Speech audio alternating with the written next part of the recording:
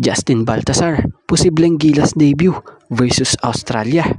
At hindi lang siya, paano nagka-pag-asang mahugot pa sa Gilas versus Australia ang tulad nila Troy Rosario and RJ Abarientos. So yan ang ating mga tatalakayin.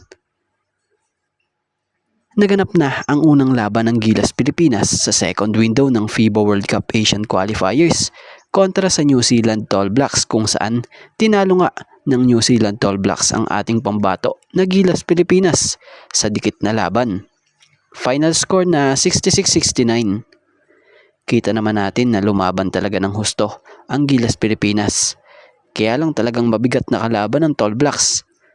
At kita din naman natin yung mga bigs nila mas may advantage kung para sa Gilas Pilipinas.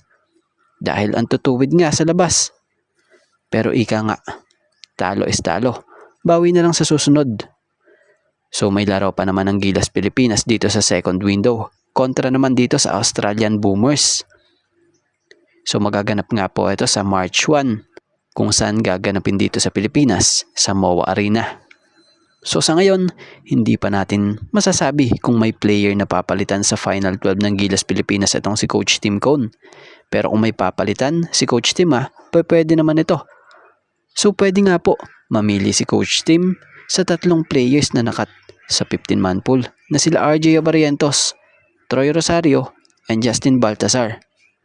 So batay nga sa nabasa nating report ayon umano kay Coach Tim na bukas siya sa paggawa ng 1 or 2 tweaks sa lineup para sa kanilang showdown kontra Boomers.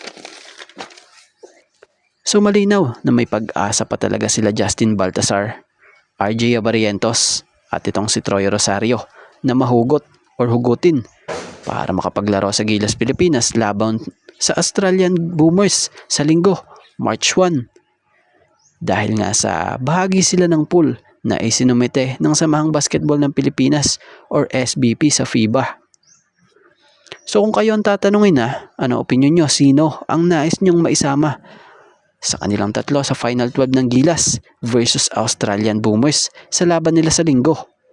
At kung may napili kayo, sino ang nais nyo namang palitan sa naunang Final 12 na ito? At bakit?